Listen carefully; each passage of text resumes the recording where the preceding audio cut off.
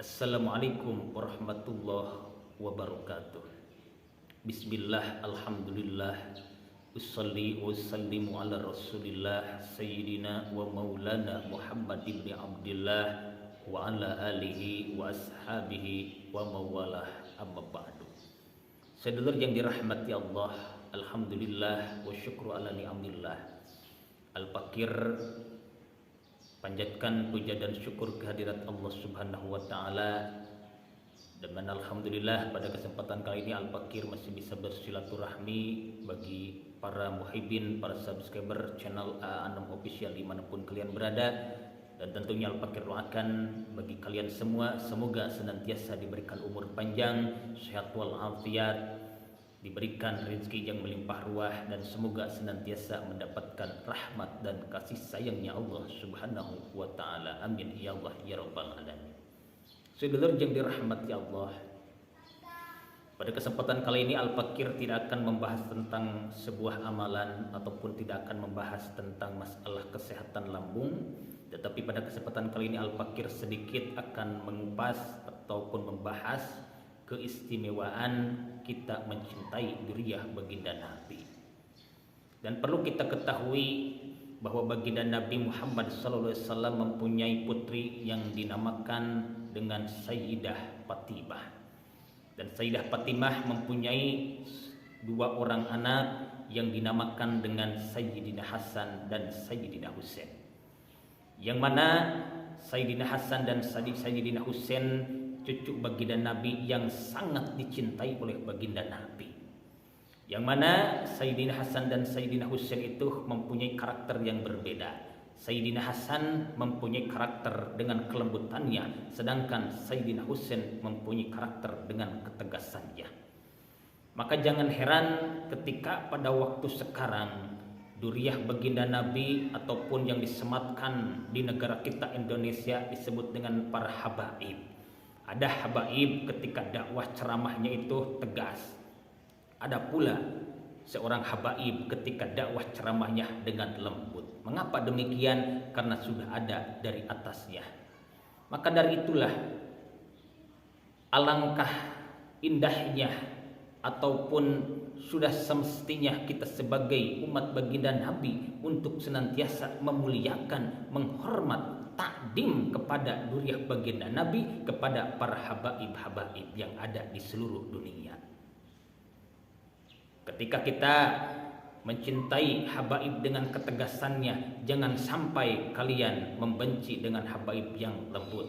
Begitupun sebaliknya, kalian mencintai habaib yang lembut, kalian tidak suka dengan habaib yang tegas. Kenapa? Karena dua-duanya sama-sama dzurriyyah Rasul, sama-sama mengalir di dalam darahnya, di dalam tubuhnya, darah suci, darah mulia baginda Nabi besar Muhammad sallallahu alaihi wasallam.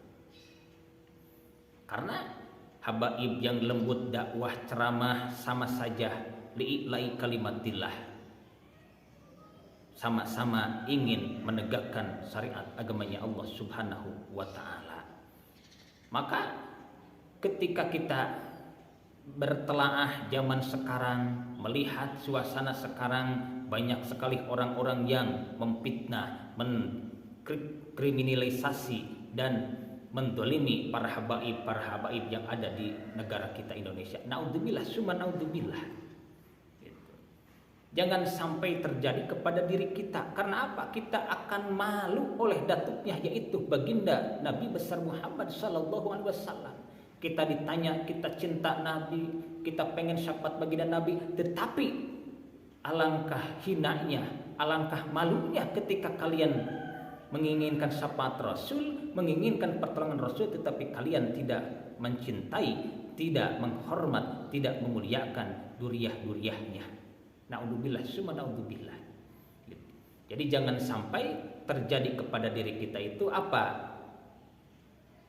Buruk sangka kepada dzurriyyah baginda Nabi. Karena apa? Karena di dalam tubuhnya, di dalam darahnya mengalir darah baginda Nabi besar Muhammad sallallahu alaihi wasallam.